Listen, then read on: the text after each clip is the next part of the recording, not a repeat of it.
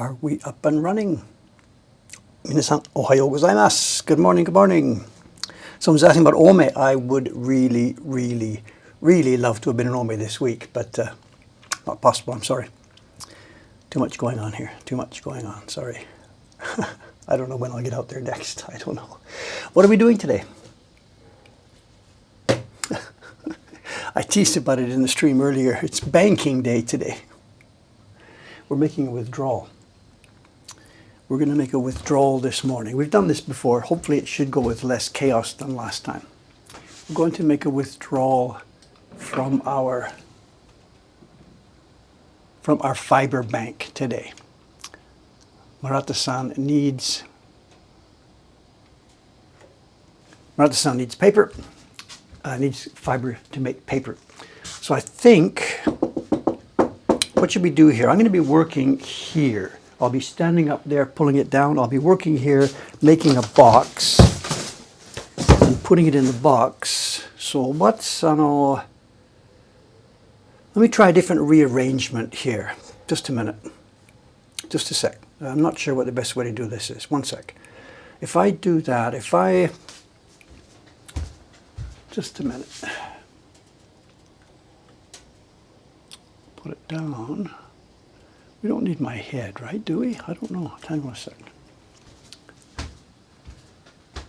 You've got me here to talk. You don't need my head on the other window. I'm going to be working here, packing. Should we try it this way? Whatever. If somebody else has any other ideas. For those of you who were here, what was it? January, can I? We did this one day back in early January. One sec.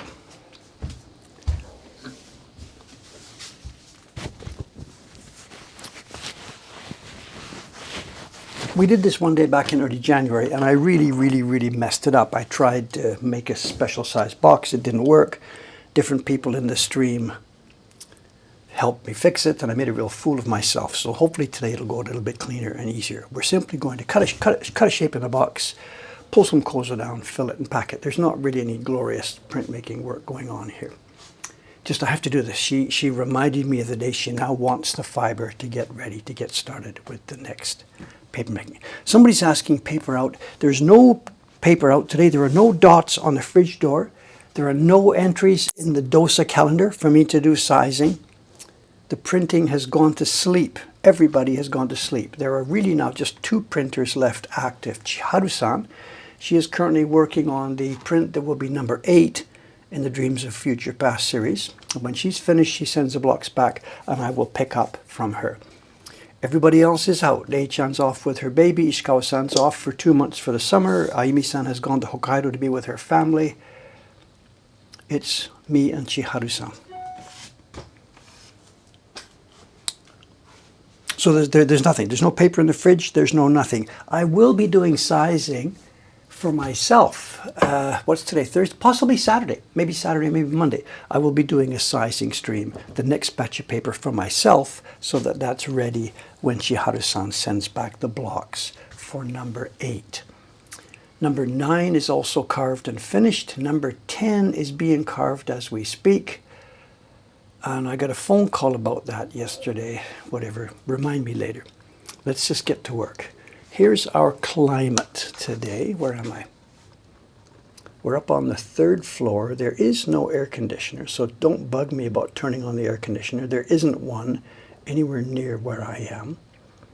The windows are wide open. There's a wonderful breeze passing through. Not. Can't be helped. Can't be helped. Can't be helped. It's an old building. It was built in the late 1950s.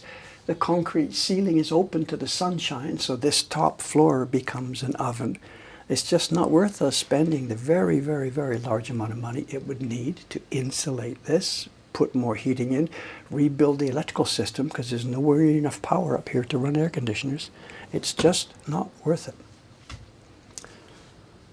Okay, we have pool news, we have YouTube news, 2 different types of YouTube news. But for a start, let's get some mulberry fiber down here, get it measured, and decide what's going to be happening today. It's a good start. Oi, oi. Let's get a typical batch.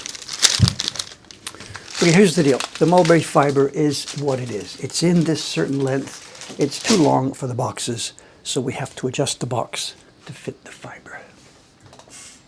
The box has to become 90. And the box at present is 63. So it's got to become 90. So we have to add 10, 20, whatever. We have to add 25 centimeters to it. This is going to be used for weighing our mulberry today. This is indeed Oguni Kozo. It's indeed Oguni Kozo.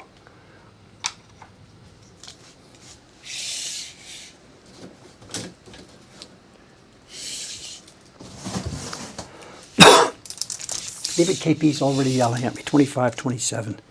It's not really 90 Vivid KP, it's about 85, 86, 87, the length of the Kozo. Adding 25 is what we did last time, I think.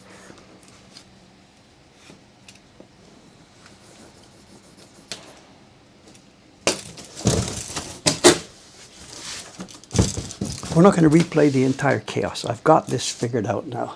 I know what I'm doing. All thanks to Vivid KP last time.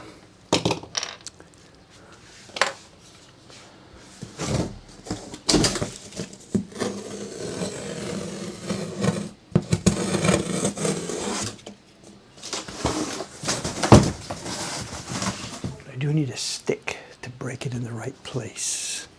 What did I use last time?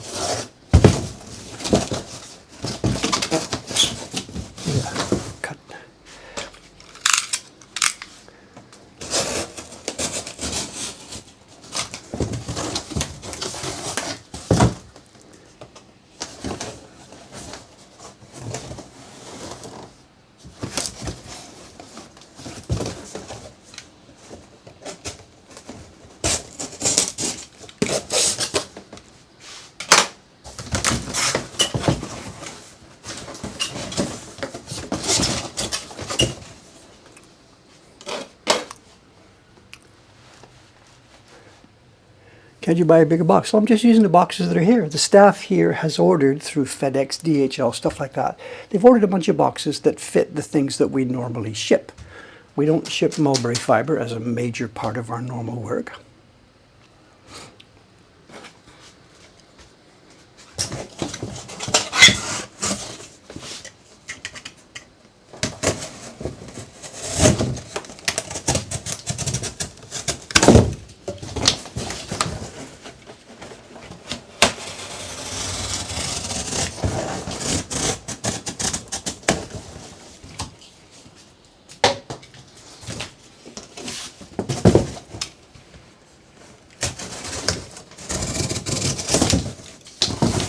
Some would say nowhere near as much fun as last time.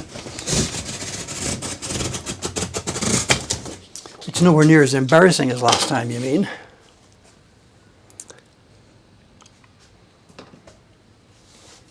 Someone says, couldn't we just wrap it up in paper and plastic to ship? Well, it's a question of economics, of course. And if we wrapped it up in small bundles, we would pay for a large number of small bundles. As it is, we're going to put it in these boxes. It will be two. It will end up being 2 boxes, and that will be very, very, very, very, very, very economical to ship.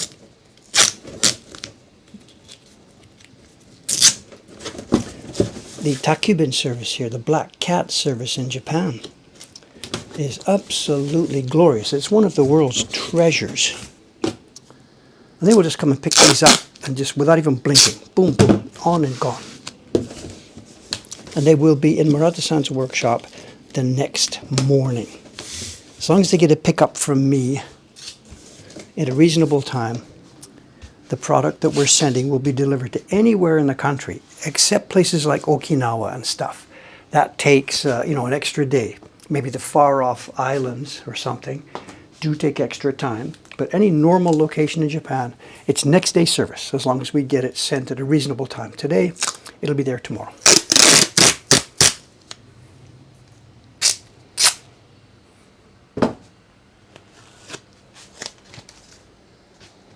If I were working here by myself, I would indeed take my shirt off. It's going to get wet. Actually, I changed my shirt just before the stream started, and here it is. It's going to get wet because that's what we're up to today.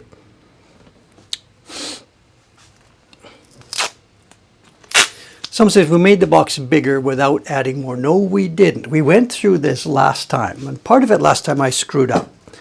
But part of it last time I was right. We are not... There was a real, it went round and around and around last time. By doing what I have just done, changing the X and Y of the box, we have indeed changed the volume. Now this went round and around last time quite a lot. And there were people who were full of incorrect ideas. There were people who were of the idea that by changing the X and Y, you haven't changed the volume. You just upped the X and lowered the Y, and you've still got the same volume. No, no, no. This volume is a lot smaller than the volume we had a few minutes ago. I'm not so concerned about the volume as about the shape. We don't want to distort the kozo fiber too much. Actually, it doesn't really matter, but whatever. But we have made the box volume smaller.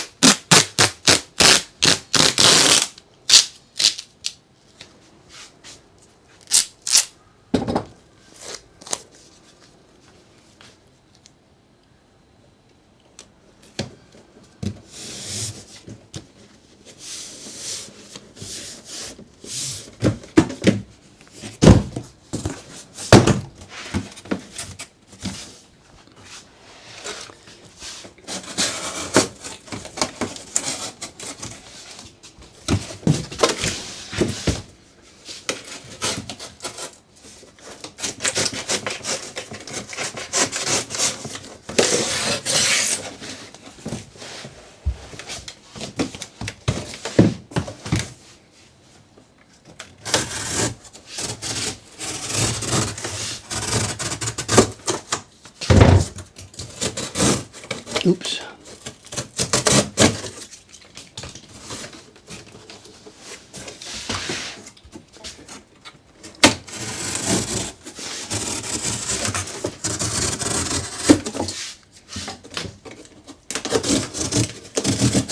Okay, the pool. There was pool news today. And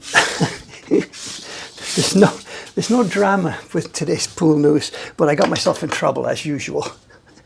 It turns out the building we're in, it's really, really getting kind of old. The facility, the pool that we're using, it was built in the 1980s.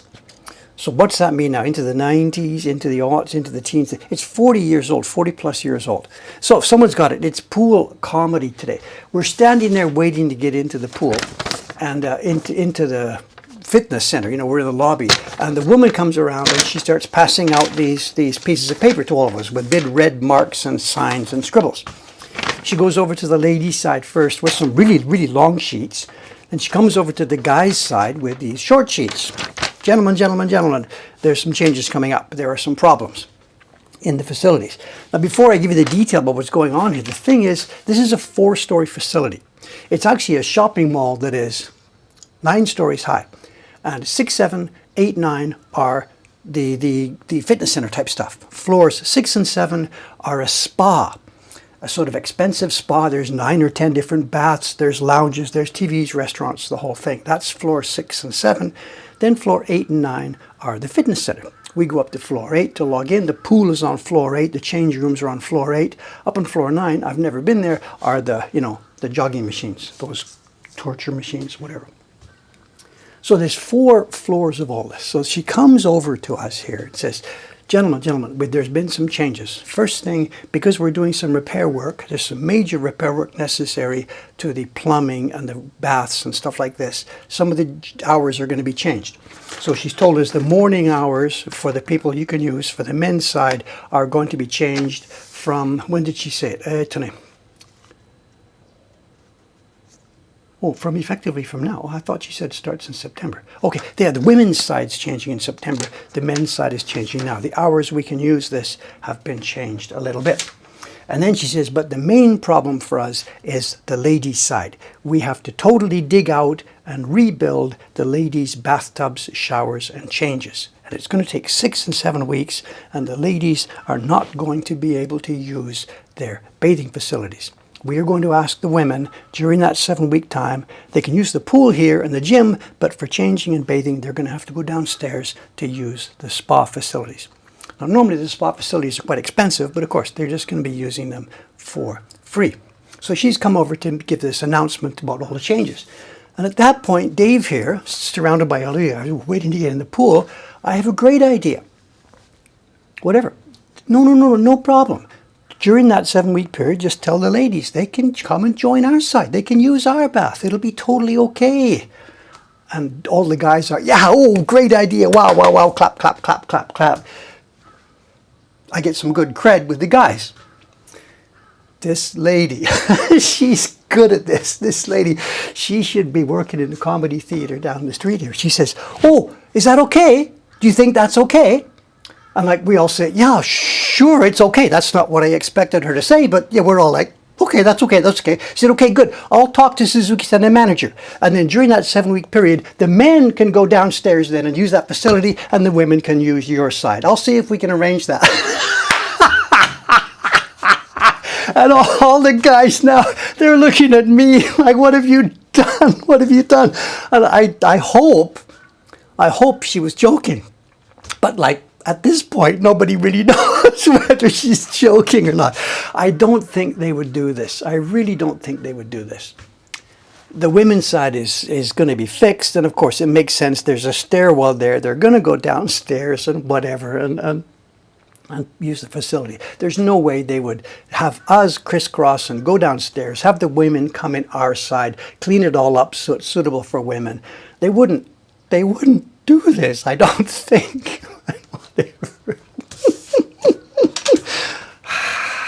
Sometimes too smart is whatever.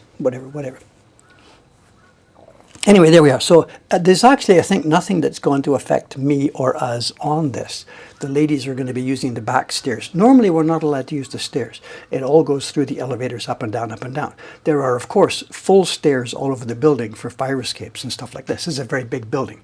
Normally, the stairs say use only in case of emergency. And I get it, because this is a check-in. When we check in, we go to the front lobby all the time. And if people are using the stairs up and down, they're going to be coming in and out without going through the front lobby. But I guess in the case of this, they're going to use the stairwell. The women are going to go up and down through the stairs to get to their facilities. So we'll see. And then maybe, and I don't know, because I don't know how much far in advance this is planning, once this is all over in a couple of months, September, October, November, whatever it takes, it may then be our turn. Perhaps our bathing section is going to be rebuilt, dug up and rebuilt. Because this building is getting old. It really is getting old. It was set up, as I said, 40 plus years ago, and it hasn't been renovated since then. And it's seen better days. And it gets heavy use. So anyway, we'll see how it goes. For the moment, no big change for me. As far as pool drama goes, actual swimming drama goes this time, there really hasn't been any, because the lady, my pace lady, hasn't been here now for nearly 2 weeks.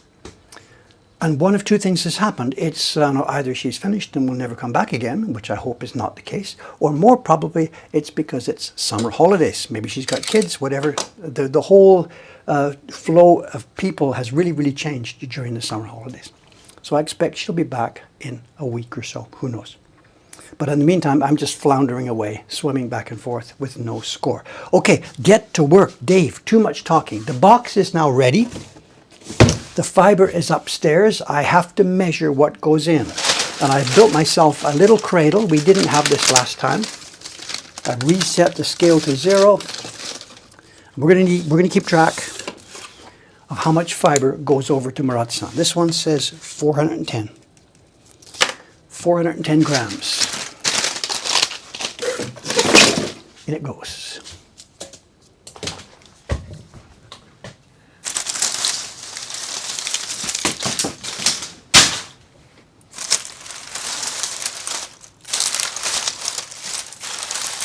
I should be careful. This stuff is dusty. It's been up there for years. I should try not to get too much dust here.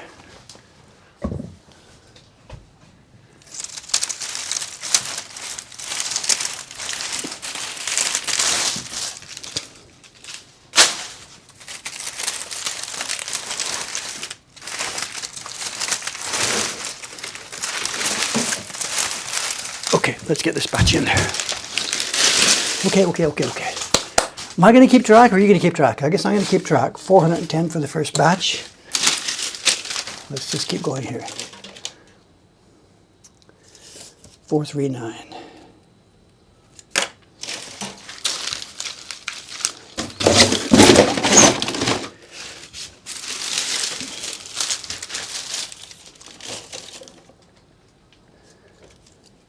Seven, 3, 6.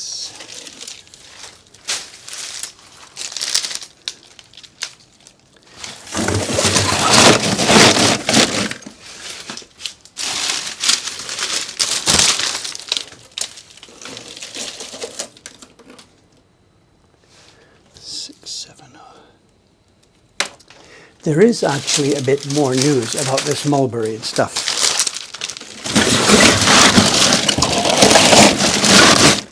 For the past 2 weeks, on and off from doing my printing, I've been spending 1 and sometimes 2 days a week out at the outside office here.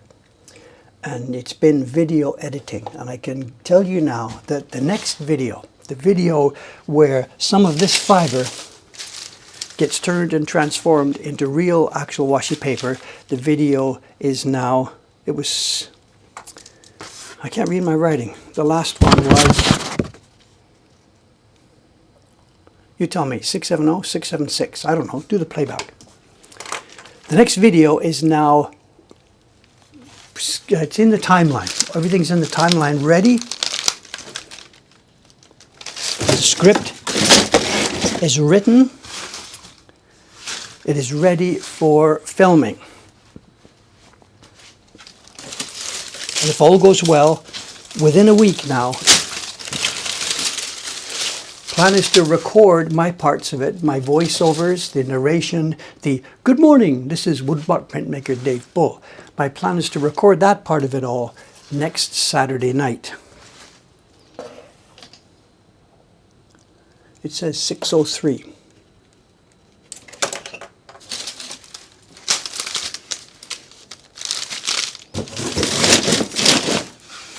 So finally, the next video should be ready.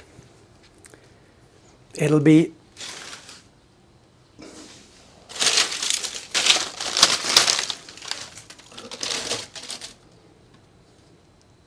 $564.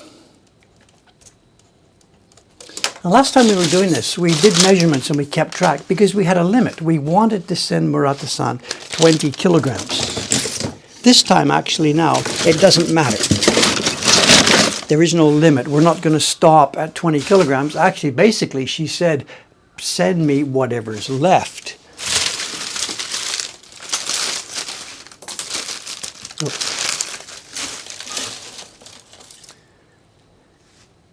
$608.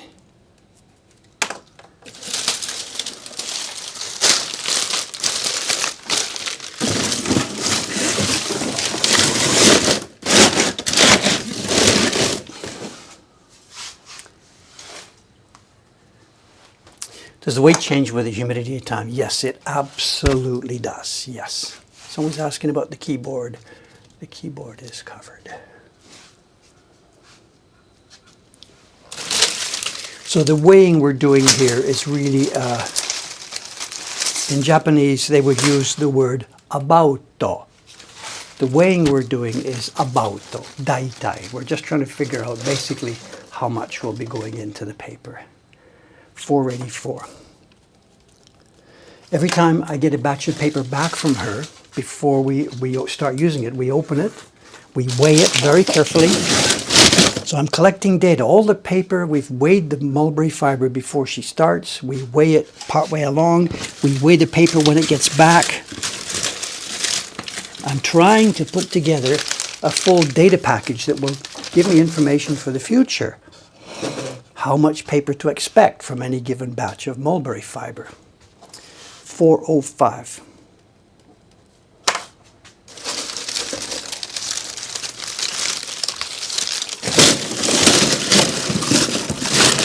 And almost certainly it'll work out that fiber from oguni, winter, fiber from Echizen, fiber from Nasu, these will all probably end up with different ratios of paper that came out. I need you to keep track of it because we're trying to help her organize her business. And she's not very good at things like bookkeeping or, she's really, really good at making paper, dipping the paper and making it. But she's no good at the business organization. And I'm really concerned that I want her to succeed. I want her to keep going. And making paper is good enough.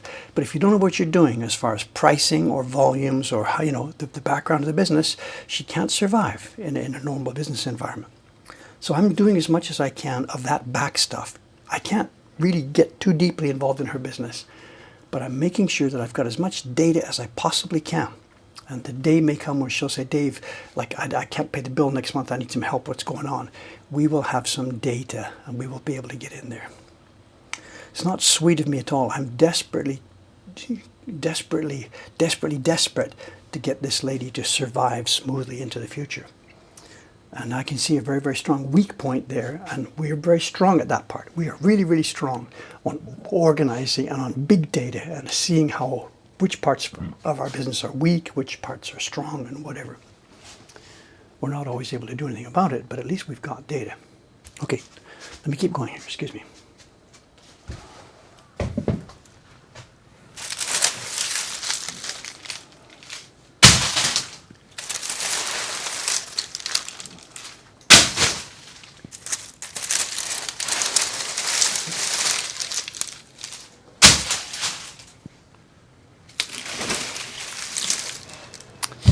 There's another aspect to this too that is going to come up. Last time we did this, we were counting 20 kilograms, X kilograms, whatever.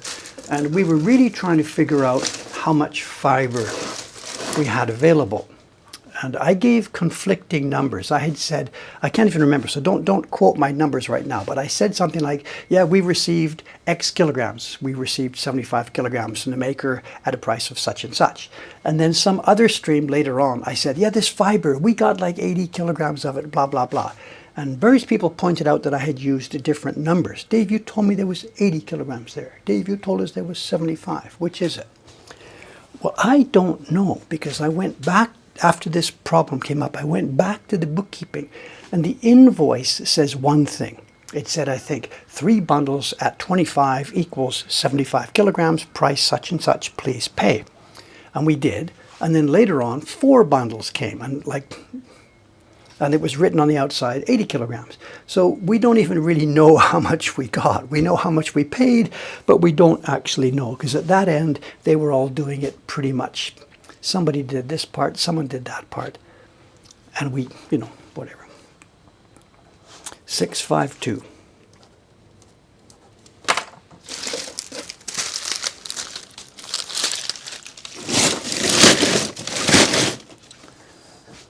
So I'm saying, why didn't I weigh the box and weigh it full? I don't think I have a weigh scale that will go that high. This weigh scale goes to 5 kilograms.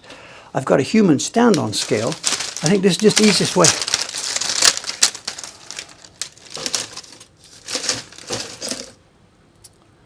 $6.29.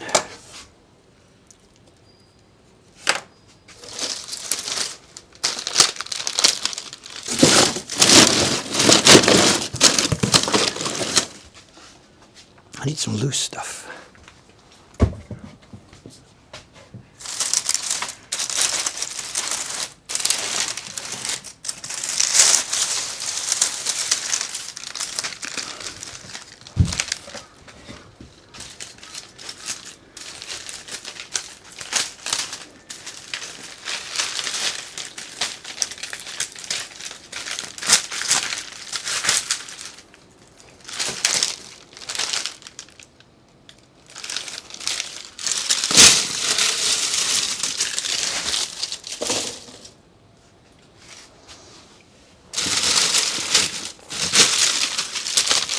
containers.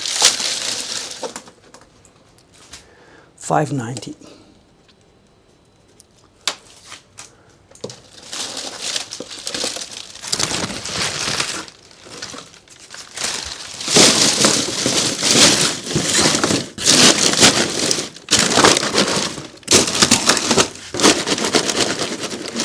That's $1. How much did we get in that $1? Was somebody keeping total? 6790. Okay, thank you. It's almost 7 kilograms. Let's get the next box ready. So we're going to need 3 boxes today at least.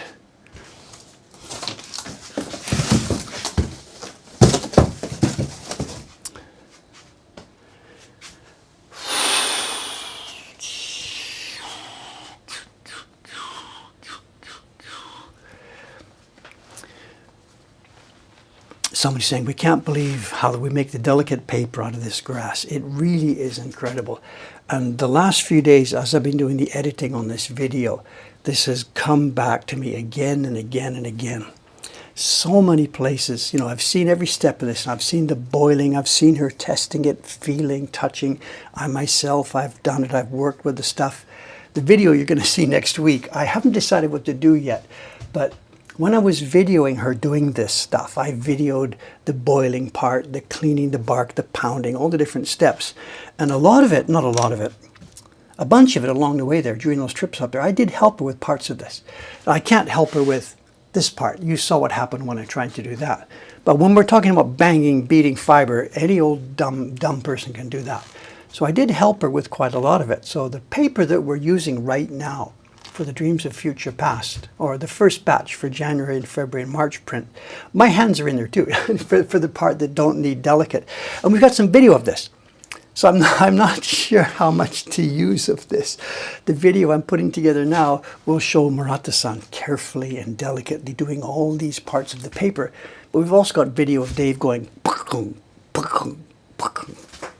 maybe I'll do some outtakes or something. Who knows? Maybe some outtakes. One part we didn't get because I couldn't get the camera wet. We had to wash the drying boards. You know, the big boards that you dry the paper on. They hadn't been used in 8 or 9 years. And actually, she hadn't thought about this. I'm just following her around that day. But I'm asking her, show me what's next, what's next. She says, okay, the next step after this, we're going to go and dry the paper on the drying boards. I said, show me where they are. So she opens the door and a cloud of dust comes out. And she pulls out the first drying board. And it's covered in white mold. And I'm like, and she's like, so we rolled up our sleeves. She took a quick trip to the grocery store to get some, what do you call it? You know, not detergent, some super antiseptic, disinfectant type stuff, bleaches type stuff. And she and I got to work. And we got a bunch of scrub. What's it called? It's nylon. Sort of a bundle of nylon, and you scrub with it, and then you turn it and you scrub with it and throw it away and get another batch and scrub with it.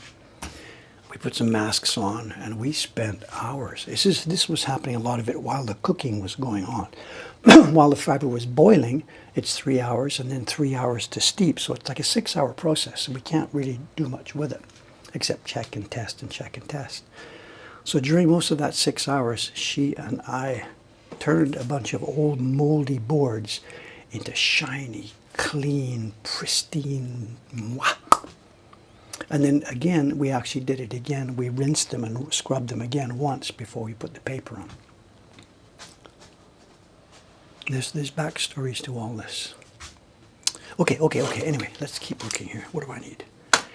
I need 25. The last one seemed to work very well, so let's just copy the same thing. 25.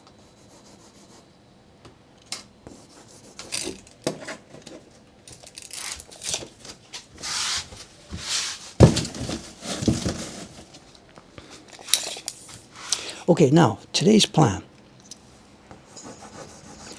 What time is it now? It's 8:35 or so. It's taken me a half hour to do the first batch box. It's going to do half an hour to a second box. So what's the plan for the third part of today's stream? Now we could do a show and tell, But I have another idea.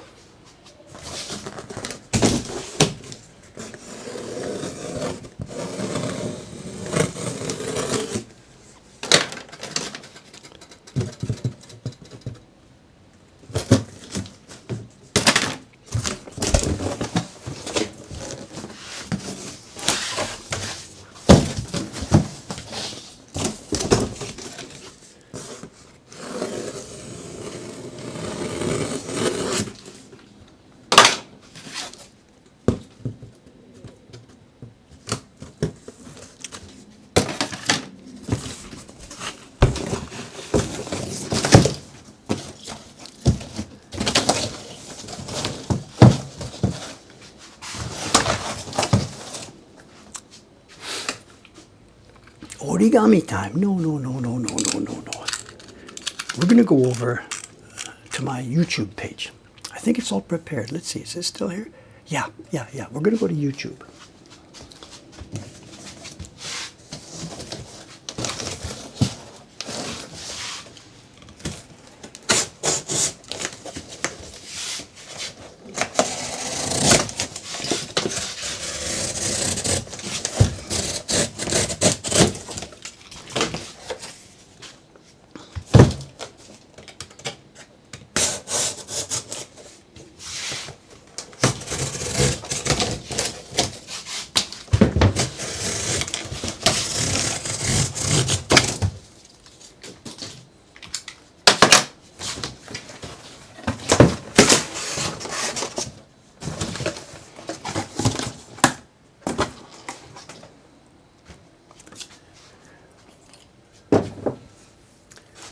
Son says I'm getting good at this. Whatever. After that fiasco on the first thing, after that absolute fiasco, I made such an idiot of myself in front of thousands of people. Karen saved my life that day.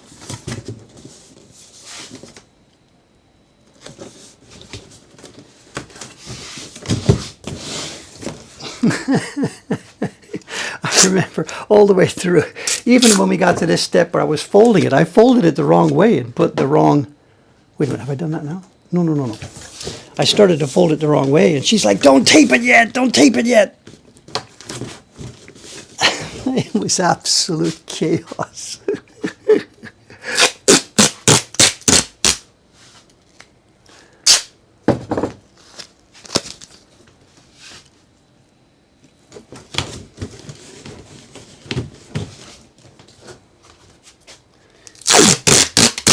Entertainment for who? Watching me make a fool of myself, you know. I have mixed feelings about that, you know. I guess at a younger age, I would have been supremely embarrassed by that. That I had made mistakes in public. I had been a little bit not so smart in public. You know, people could see, oh my God, how could he make such a simple mistake? I would have been supremely embarrassed by that at a younger age. Eh? And now, I don't know, can I say I don't care? That's not true. Because I clearly care what people think of me, but I don't know. I guess it's just a limit of how much you can control and handle.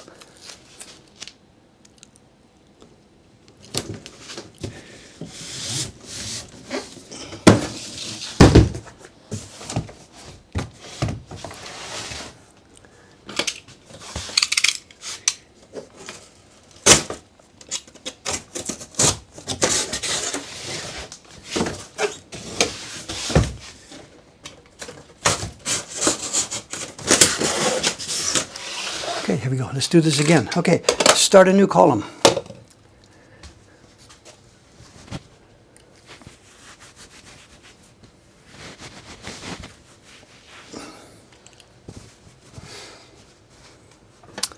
You learn what matters. Yeah, part of it too is that what you do is you learn again about how important it is. I get by with a little help from my friends. However smart you think you are, I can do this, I got this, I can do this.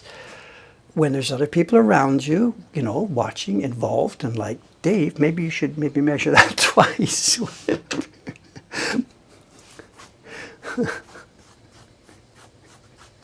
I think part of it is that maybe you've got this same memory. You're back in school and one of the teachers is up there doing something and he makes a mistake. Or, you know, I don't know, this is an apocryphal memory. It's not a real memory, but you get the idea. The teacher up there is making a mistake or something. And one of the students says, Mr. So-and-so, I know, you know, and the student points out that something is wrong. And then the teacher's like, oh, I was just testing to make sure you guys are okay. This sort of classic thing. And this is apocryphal. I'm not remembering a specific memory. But that thing that is out there, the person in authority who is not allowed to make mistakes in front of anybody else, you know, because that what does it do? It weakens their authority. And I'm determined that I would never, ever, I would rather make a fool of myself than be the posturing guy who pretends that he never makes a mistake. Something to do with my personality, you know. Whatever. Anyway, okay, let's do this. So we're going to measure some more. We're going to start a new column. Excuse me. Breakfast. If I were really concerned about getting as maximum much in each box as I would unpack these, untie them, and put the fiber loose. As it is, because I'm putting them in here in groups, the fiber really can't spread through the box, but it doesn't matter. We're okay. It'll be easier for her to handle if I keep them in the bundles.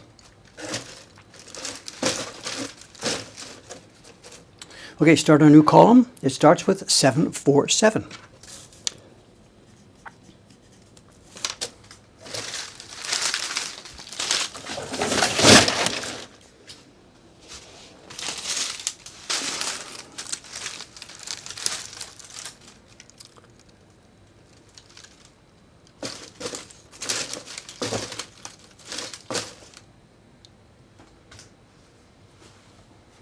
What's it about, Professor? A rule if you caught him messing up?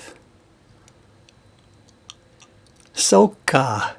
I'm not sure. I like the idea, but I'm not sure if I would have a rule where the kid has to stand up and, you know. So I like the challenge idea. Challenge me. And if you're right, I lose points, you get points. But if you're wrong, you lose points heavily. I like the idea. Yeah, I like the idea. Okay, what's this? That was 747. This is now 738. We're going through all the possible variations of Boeing airplanes, I guess.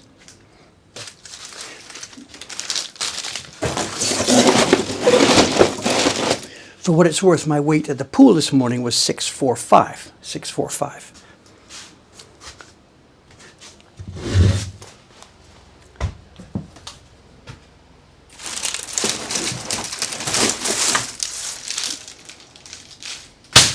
It's not so dusty anymore because we got rid of the ones on the top, which were the dustiest ones. So now this stuff at the bottom of the pile, this stuff's relatively clean. It's been protected for all these months, years. When did this stuff come in? It came in late 2017 or early 2018. I can't remember which.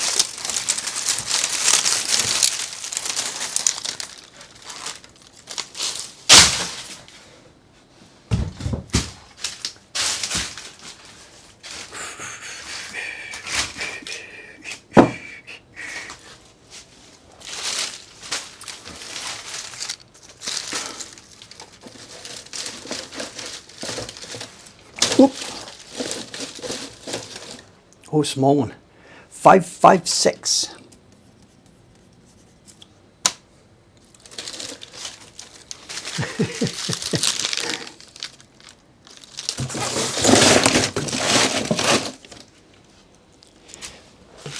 Yosha. Another light one. I can't find the balance point. Ooh, a small one. 490.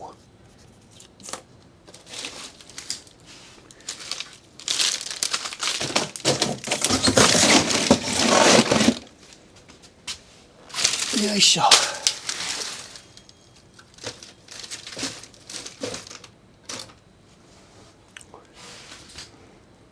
517.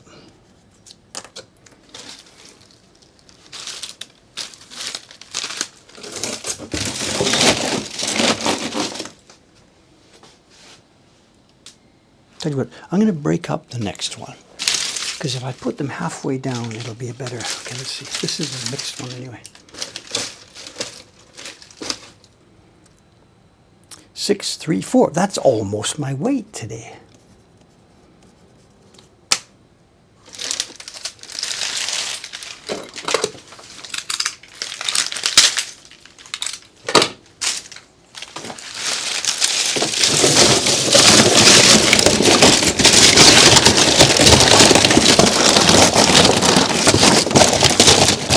Yeah, good, good, good.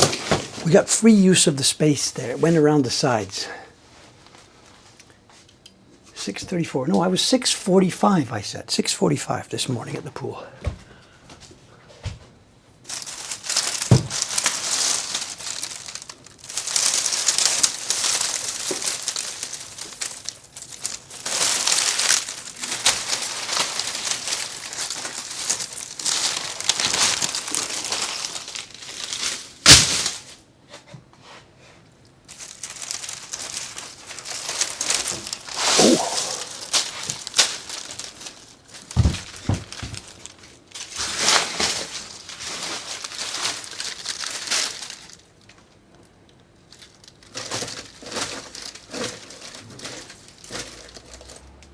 Oh, we're up again. Oh, we have an airplane, maybe. 775.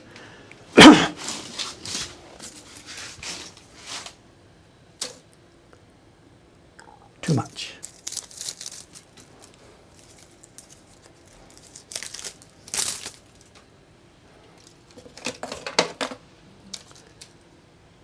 Seven, 776.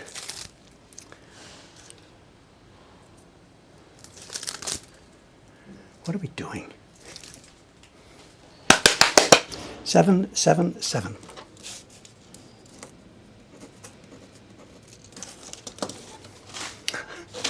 Small things, small minds. What's the expression?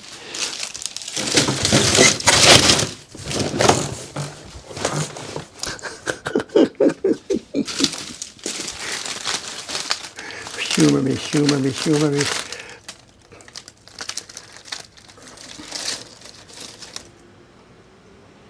Three, 2, 0.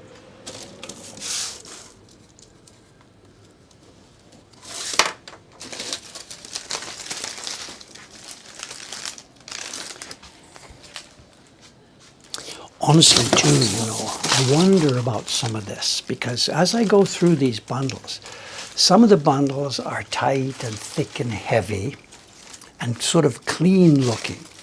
And some of the bundles are smaller and scrappier and more twisted and more malformed. And I wonder if perhaps when they prepared this shipment for me, they gave me, let's give him this stuff, tell you what, that stuff at the back of the warehouse, let's put some of that stuff in there. He'll never know the difference. I don't know. So I wonder actually if perhaps this is not all perfectly grade A kozo fiber. I don't know. It doesn't much matter because the process it goes through, you'll see in this video, my God, the process it goes through removes most of what you see here. After the boiling and the beating and the washing, all that's left is the very fine things that are like the cell walls, the cell fibers. Everything that was in the cells is washed out. All the starches, lignins, all that, whatever they are, they're all washed away. The final paper, the goal is to have nothing left but the actual structure of the cell walls of this mulberry. 549. Not all Japanese paper is the way I'm just describing it. I'm describing the paper that they call echizen hoshoshi. And there's one stage towards the end of the boiling and pounding and beating stage before it's rocked. There's one stage called kamidashi, which is unique to this type of paper, echizen hosho. Mino, Gifu, Kochi, whatever, other kinds of places may do this, may not do this, probably don't do it because it loses a huge amount of the volume of the stuff. But Echizen Hosho does do it. Kamidashi. where before the stuff gets rocked, it's washed one more time under running water in a strainer, the straining cloth. And as you wash and you rinse, the color changes from this golden tone color to a pure white. And you can see the white clouds of dempum, starch-based stuff, floating away in the water and going down to the sea. Okay, have we done this? This is 549. Yes, we did this. In it goes.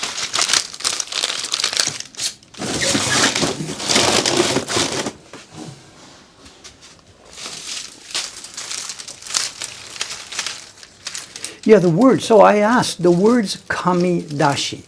Literally, kami is paper and dasu is exit. But it's not the paper that's exiting. It's like, so I don't know. I think the words don't mean anything literally. I really don't know. So don't try and look too much into the actual structure of the word, just the description. Kamidashi. There is a web page. We talked about this before. Etene, if you go to here, no, you'll never find it. Give me a sec, one sec. This will really help. One sec.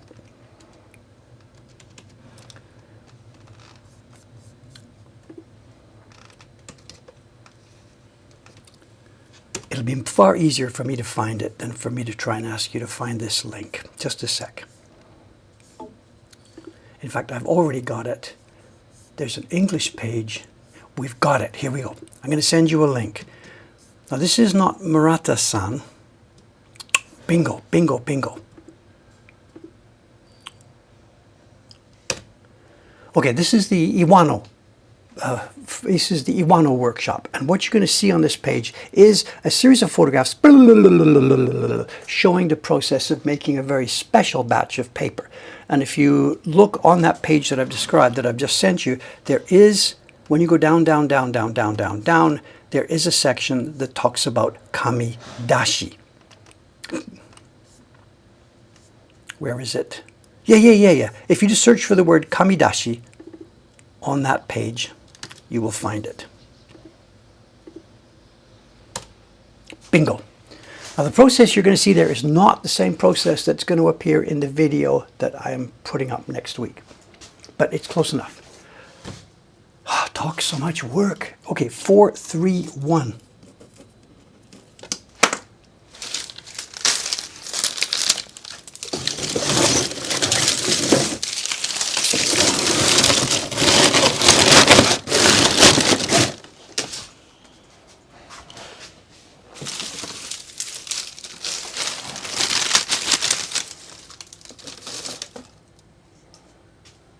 Same number? Oh, no. 439.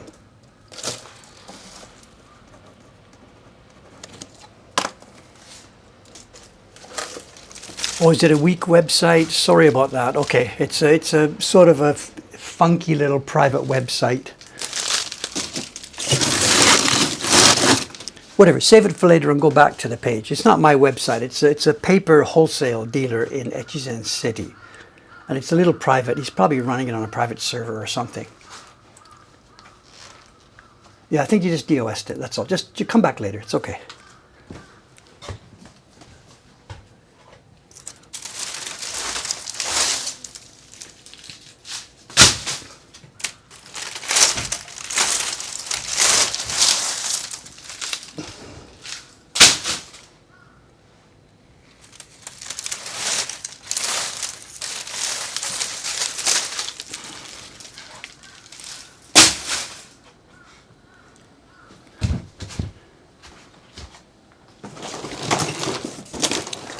What have we got? Last time we sent her, what did we send her? 2 boxes or 3 boxes? We got 20 kilograms.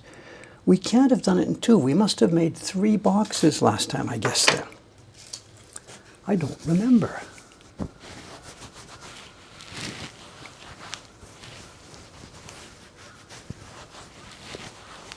She and I were talking about this last month, and whether I should send her everything I've got here or just send her another 20 kilograms. I'm not sure.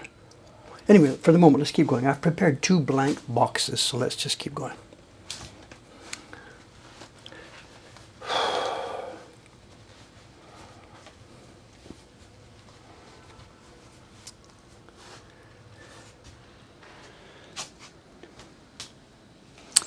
The website I just linked you to, washiya.com. He's not a paper maker. He's a paper wholesaler, a paper dealer. His name is Sugiyama-san. He and I have known each other for decades. I don't buy paper through him, although most people buying paper, whatever, for 100 years, whatever, he's been the #1 wholesaler in the town. He's got massive warehouses behind his house, most of which these days are probably empty. But in the old days, the way it worked was people in the cities who needed paper, I don't mean individual people, I mean, companies, Ozu, Washi, or the Mokuhankan workshop or something like this. They would have all bought their paper through wholesalers back in the day. And the wholesaler gets paper from all the different paper makers in town, stores it in his warehouse, puts the price up 10 times or whatever, pays the paper makers next to nothing, and he's the big dealer. And to get paper, you have to go through him. It was all done that way. And in the old days, he would have also sold on to different levels of wholesalers. So the factories sold to this guy, who then sold down through the supply chain. These days, that's not really how it's working. People like me, we just go directly to Iwano-san. There's no way we're going to go through a wholesaler. We need to deal directly to get the paper made to exactly what we want. So his business over the years has transformed. And he probably really doesn't like what I'm trying to do. I've helped Murata-san set up her stuff, and I'm helping her set it up in a way that she can deal directly with her clients.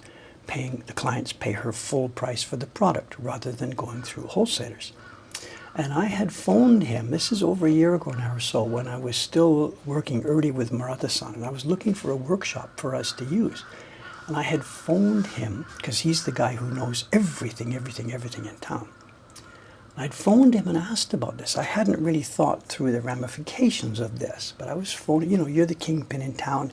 Do you know where I can maybe find some tools? There's a workshop being closed, because we're going to think about setting up a little workshop for paper making and stuff, And I was thinking this was a cool thing, phone him and get his advice. He wasn't friendly at all. And of course, now that I think about it, later on I thought about it, I'm trying to undercut his method of making a living, so why would he help me, whatever. So we don't really sort of talk anymore. I've never heard from him since then, don't really expect to. We've done events together, a panel discussion on the future of Washi. Dave is there, Iwano-san is there, Sugihara-san is there. Over the years, we've done this sort of thing a number of times. I don't expect that to be happening anymore, because his business model does still exist, because there are paper makers, sort of factories, whatever, who don't want to deal with business people. They just want to get rid of it, get it out the door. And if one wholesaler buys all their stuff, they're happy, even though they're getting less. So his business hasn't disappeared, but people like me, we're not helping what he does at all. I'm simply trying to put Murata-san and Iwano-san in a situation where they sell directly to their users. The same as Mokuhankan does. We make woodblock prints, and we don't discount it and sell to shops who then sell it to the viewers. We want to send it directly to the people who use our stuff. So anyway, whatever. Where are we? We've got room for some more in this box. Let's keep going. Oh, it reset. Timed out. 1 sec. Now 0. 454. I was a bit surprised, disappointed. Nobody came up and said, bingo. But maybe you did and I didn't notice it. So.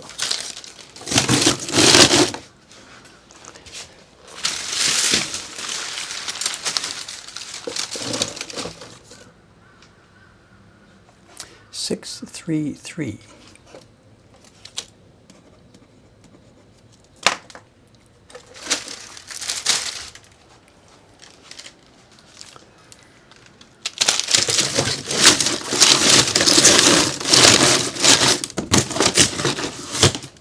We must be getting about maxed out here, I think.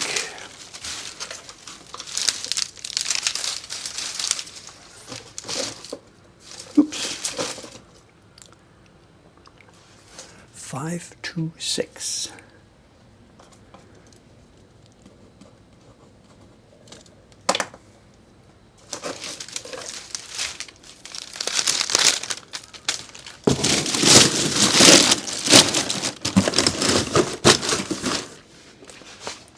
think room for one more if we bust it up. I think we can get these in there.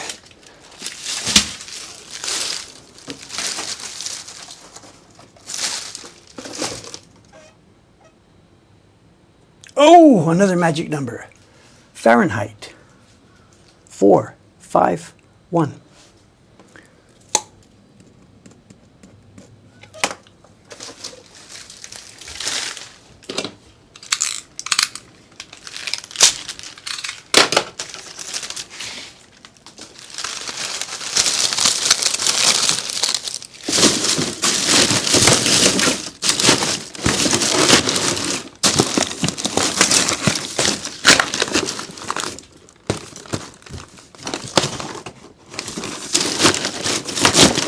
Yeah, I think that's it.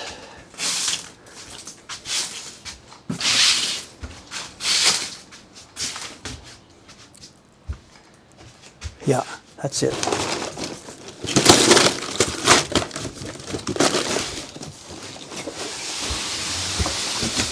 Okay, how's our time? What's our total? What's our total? 82.62, somebody says. So we've only got 8, 9, 10, 12, 40. We've only got about 15 kilograms. Okay, she wants 20 at least. So I'm going to have to go, not right now I think, I'm going to have to go and get another box and do one more box, and we'll end up sending 20 or 21 kilograms to show. What are we at? We're at 14 or something, total 15. Okay, so what I could do is get one more box, set it up, maybe pull some of these out, spread it around so that we have a 3-box shipment that has 20 kilograms. That's what I will do. Rather than running around now, well, we could do it that way. It's 9 o'clock.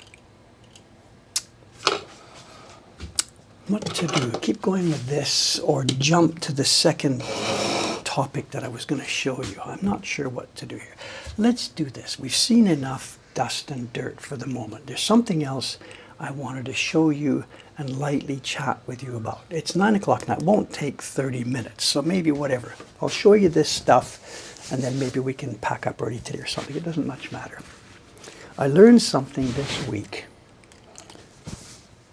that kind of blew my socks off. Now, we all know about AI. It's changing this, and it's changing that, and all the other stuff. This isn't a show and tell. This is something relevant to our work, but not relevant to showing you woodblock prints. Relax. We all know about AI, and what's going on and what it's doing, and this and that and this and that. Let's put this back up.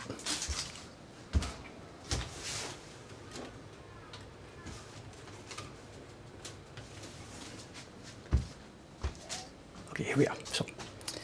So as part of this preparation for the video that I'm making right now, or whatever, I'm using Final Cut Pro, I'm getting my camera done and get all the pieces in the timeline, set it up, get a script ready, whatever.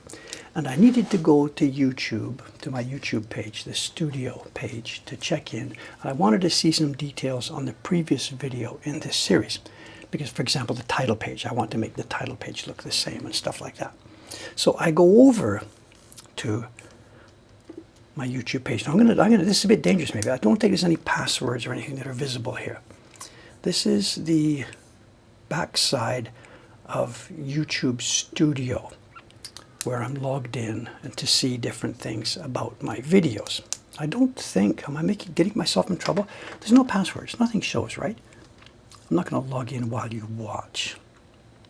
No, it's okay, it's okay, it's okay. We're all right on this. There may be unlisted videos. I don't think there are. There's nothing. I don't really do stuff that's not open to everybody. Now my problem now is I've got to be able to do that and do this at the same time. So let's do this. Let's pull this down. Pull this over.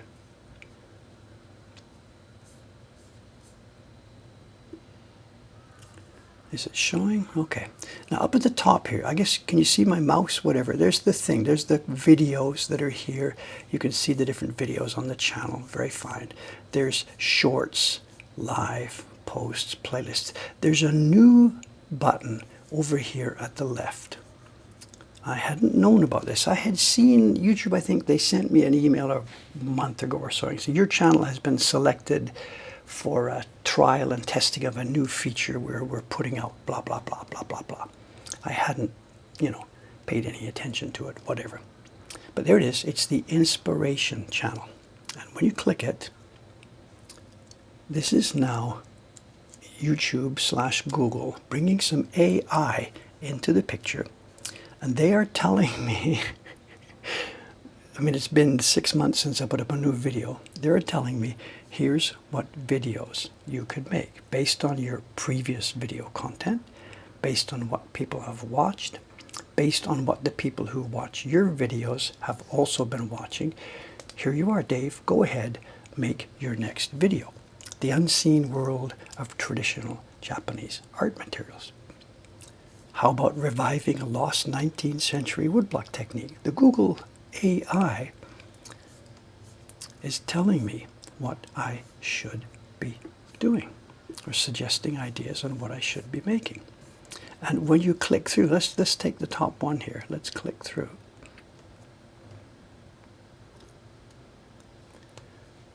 It's basically writing it for me.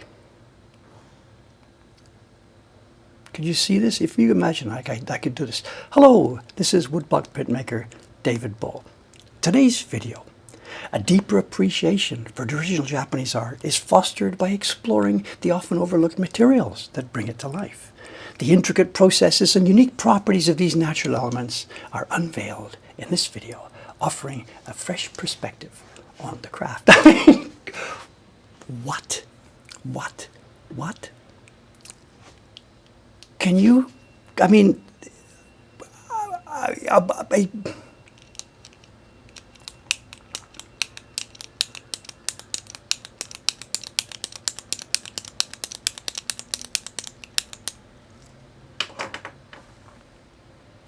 now, please relax. I am not actually going to do this, whatever. I'm not going to do this. But if we think about the AI thing, it's early days. It's very, very, very early days in the AI thing. And I'm very much of two minds about this. I'm not going to try this and do this. I have already made my next video. I'm preparing my next video. But if you think about 1 year from now, 2 years, 5 years, X years from now, think about this. On that page, let me see if I can scroll down on that page. Show more titles, whatever, develop my ideas. I think if we look forward X years, and it's going to be a very, very low number, there will be a button on that page that says, edit 2 or 3 of the ideas, and then there will be a button that says, okay, YouTube, go ahead, make it for me.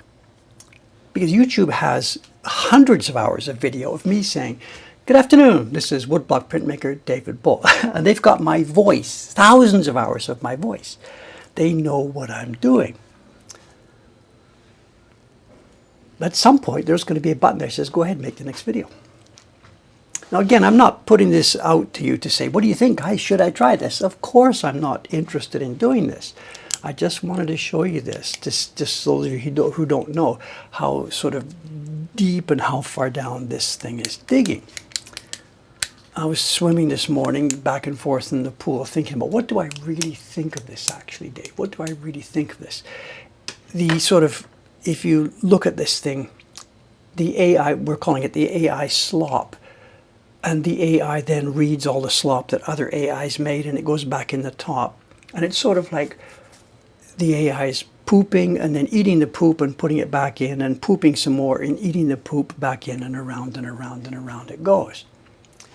But when you sort of step back at this and think about it, this person here encapsulated in this body, the thing that you're calling Dave, he has grown up seeing the results of the stuff that's been done by a whole bunch of other people. He eats that stuff and he poops it out into the world as his content. And other people see that and eat it and mix it into their own stuff and poop it out.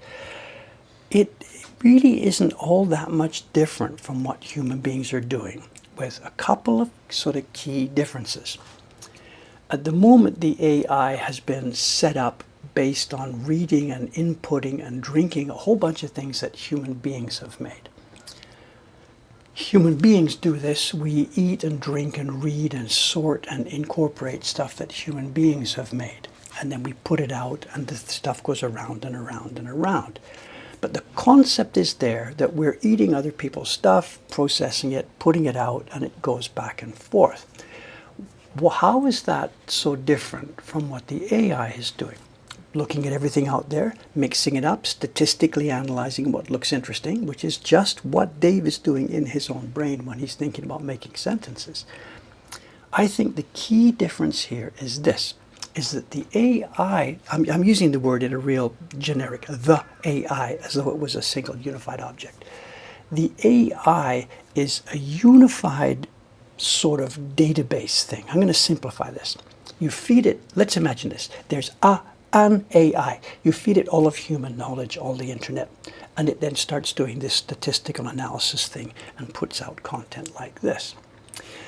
The human beings, each one of us is doing the same thing, but because we are firewalled, we are separated. Dave is here, Koringami is there, Karen is there. All these different people have the inputs, and we process it privately.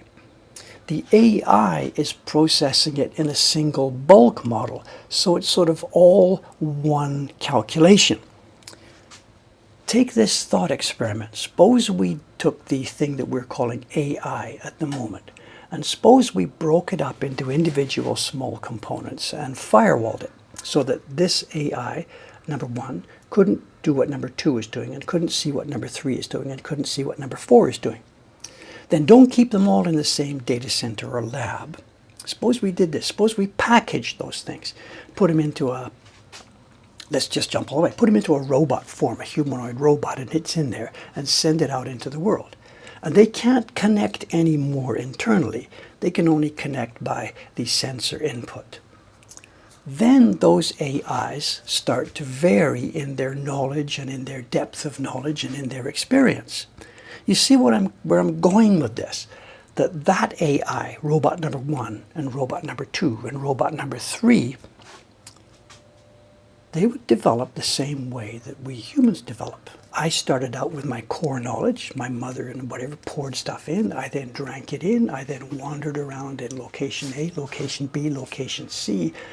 And the uniqueness of my upbringing is what shaped all the internal and incoming knowledge into the thing that you now see as the object you call Dave Bull. The one that says, hello, this is woodblock printmaker David Bull. Let's watch a video together. It was the core starting knowledge shaped by all of the different things that came in and came out. And the only input to this was what came in through the eyes and the ears and some sensory stuff. So what if we did this? And they're probably doing it now in the AI labs. Take this quote AI thing that we're talking about, this software program, split them apart, put them into individual packages, isolate them from each other, send them into the world, and give them all each independent input and independent output. Now that's, I think, the closest thing to what we call AI, as in artificial intelligence. Because as time went by, those individual little entities, whatever they're called, robots or AI machines or whatever, they would develop differences from each other. Because that one was in Tokyo, that one was in San Francisco, that one was in a cold place, that was in a warm place, that was by itself, that was surrounded by different people. They would all develop a different data set. In other words, they would have personality. And I put it to you that at that point, that's when the thing that we call a human being with its experiences and the artificial intelligence thing, that's when it really starts to get that we are not going to be able to tell the difference. I think. And maybe this is happening already in labs. We see all these Chinese experiments. They're building robots that punch each other and run around and stuff like that. But the physical experiments with robots and stuff seem to be running in a different universe than the physical experiments with making IA agents. And AI, the AI people seem to be interested in having this thing all lumped together into one big bucket with all of human knowledge and all the internet and everything together in one place. And I think it's when you split it up into different pieces and allow each of the pieces to develop its own, I'm going to use that word, personality, its own specific take on this.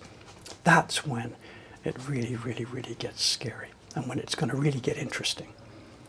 hello, Mr. Robot, you're going to give them names, you're going to give them numbers.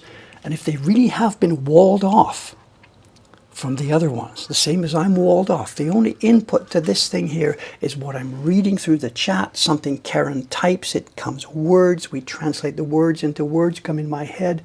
The ability for these two things to communicate, me and you, goes through this extremely tiny, thin pipe. And the fact that the way that we pull information into our brains is filtered through these tiny, thin pipes is, I think, really, really, really important. The AI networks just plug in and all the data is there in an instant.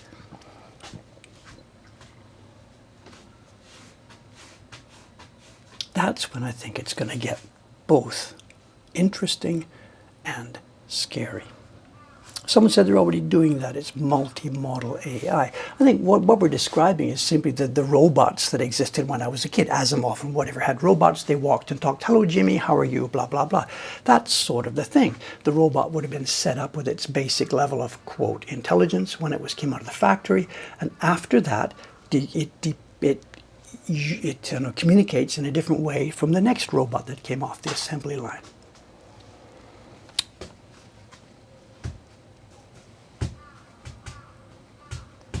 I'm sorry, I'm talking too much and I'm not really seeing. I'm sure there are very, very, very interesting comments coming in here. This is all LLM. Yeah, I know. I've simplified this by just using the word AI. I get it. Language learning models. I know. Someone's saying these things lack intentionality. I think intentionality is what comes when you put such a complicated system together. The baby that was born, the David Bull baby born in November 1951, there was no intentionality.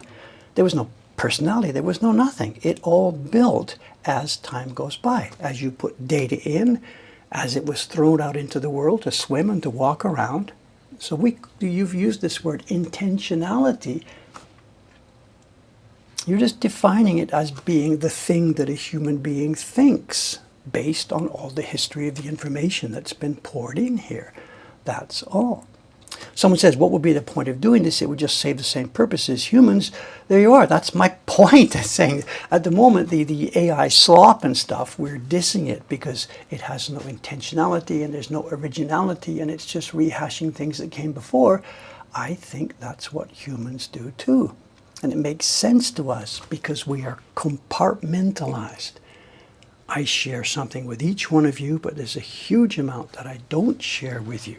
And it's the difference between us that makes you look at me as being somebody, let's talk to this guy because he is not me. And at the moment, the AI is just a unified thing that lacks personality.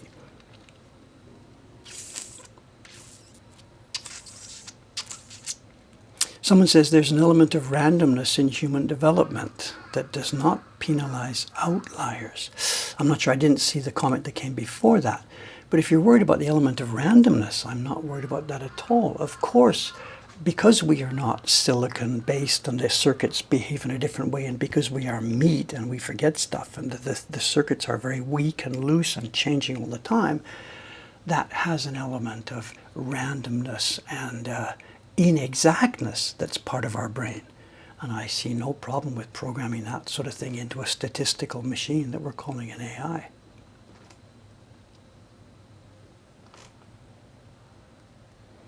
Anyway, whatever, just I saw this suggestion for the new video and again, I am not jumping on this, please. The next video I make on my channel and all the videos coming up, I have no intention of trying to use AI to help me. I mean, we are one of the people on this planet who would be the last ones. I mean, if we were going to use automation, we would have used laser cutters and CNC machines, and we would have gone that way, the printing press, The way we tell it in the shop when people ask about this, Dave, are you worried? The robots and stuff, they can, come for your job. And the easy answer for me is the robots came for my job in, when was it, 1465, when Gutenberg invented the printing press, That's when the robots came for us. The machines tried to take over my work. And of course, they've done so. We have printing. It's existing in the world. We couldn't do without the electronic and digital and wonders of the print world. But it's still So are we worried about the Industrial Revolution? So that came from my job, you know. So no, I'm not worried about this, nor am I myself in any way. When was it GPT when it came out 2 years ago? Remember on my blog I did? We fed it some stuff for fun. I think I said it, tell a story about a woodblock, foreign woodblock printmaker living in Tokyo or something. And we put this on our blog a couple of years ago.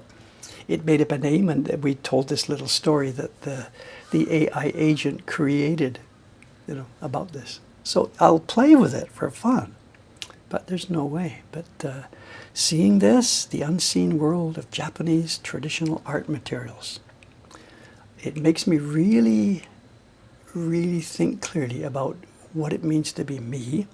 Is there stuff that I'm saying that isn't just simply in my own mind, statistical output? The next video I've made, is it really inherently something that David wanted to say?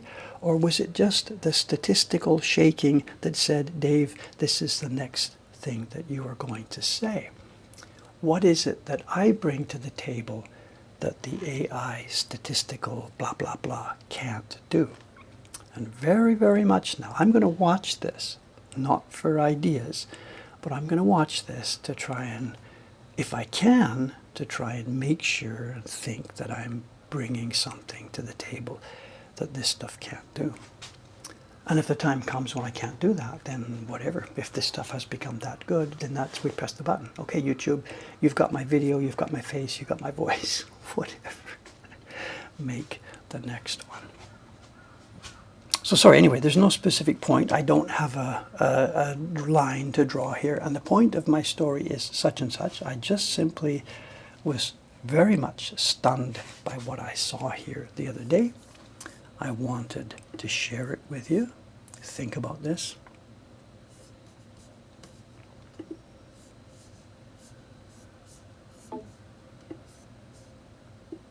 It's also a teacher for me. When you're making a video, they're talking about there's got to be a hook, an intriguing question, a call to curiosity.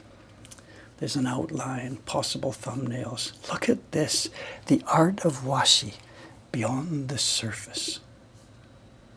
That's just a possible title. There's no data inside.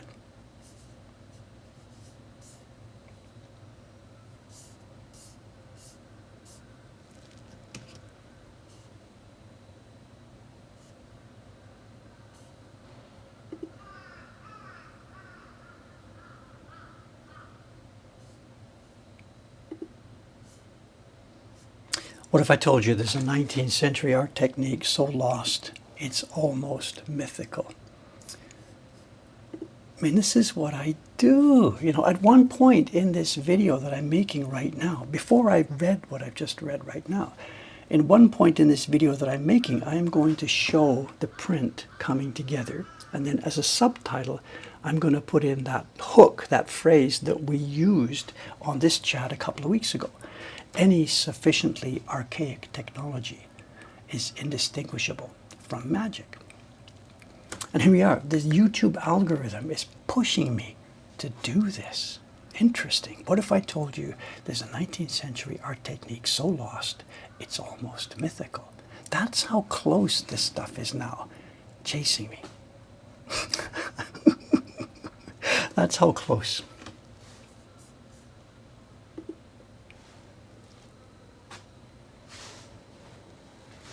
Okay, it's 9:30. The shop is going to be open today. I've got to get down there. We actually have meetings today. The accountant is coming today. I'm having a meeting today with an illustrator I knew 10, 12 years ago. I called her up and said, I got to talk to you. There's also Japanese. I wanted to be reminded to talk about the 10th print. Yeah, the 10th print. The 10th print is being carved for us by Kawasaki-san, our carver down in Kobe. I got a phone call from her yesterday morning. Actually, what I should do is, were you looking at my backside there, whatever. I got a phone call from Kawasaki-san yesterday morning. I have to be careful because privacy is privacy. She has quit. She's no longer going to be able to work for us. We have, as of yesterday morning, 4 carvers, Taran-san, John-san, Kawasaki-san, and Dave. And she said she is going to be able to finish the 10th one, but no more. So the 12th one I will be carving myself. Taran-san is already going to be working on number 11. Taran-san's going to do number 11. I'm going to jump in and do number 12, I guess, or maybe we can send it to Chon-san. I don't know. Whatever. And then next year's subscription series, which was planned to be half for Taran-san and half for Kawasaki-san. Well, we have to think about what to do now. And this is another reason why really there may not be a subscription series next year. I can't tell you too much detail about this. The lady has had a medical issue. It's not of the level that we saw with Kubota-san a few months ago. But her doctors have told her, sorry, you can't do that work anymore. So she's gone. After, what is it? She came to us in 2012, and here we are, 2025. She's done 13 years with me, and she's gone. We're down one more craftsman.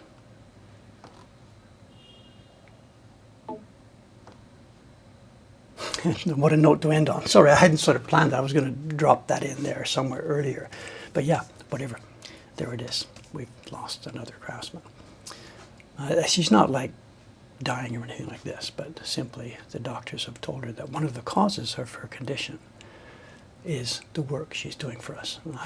Whatever, maybe we can talk about this later. I'm not going to get deeply into that bunch of weeds right now, but her medical team thinks that the work she was doing for us, carving woodblock prints, has caused an issue. I don't think so, but more about this later. Okay, sorry about the downer at the end of this. I'm sorry, just the different news. Whatever. Today's Thursday. I will be back here Saturday. I really don't have a specific job to do. There's no printing for me to do because Chihara-san still has the blocks. I have tons of business stuff to do, working on next year's subscription series, planning this, planning that, doing some more bookkeeping stuff, getting the tax forms ready. This is tax time for us. We will be paying our taxes next week, I guess, in about 10 days. But not so much stuff I can do on stream. I do at some point have to get my paper ready, sizing, because I will be doing printing once the blocks come back. So maybe it'll be a sizing stream. I don't know. No idea. Or packing more of this stuff. I don't know. Anyway, thank you very much. I'll see you in a couple of days from now, rolling on here at Mokuhankan Central. Let's see, has it got any better since I've been here? No. What is it, 37, 38, and 52? Oh, you need a drink. Okay, thanks very much, guys. See you next time, Saturday morning. Signing off for now. 3, 2, 1. See you next time.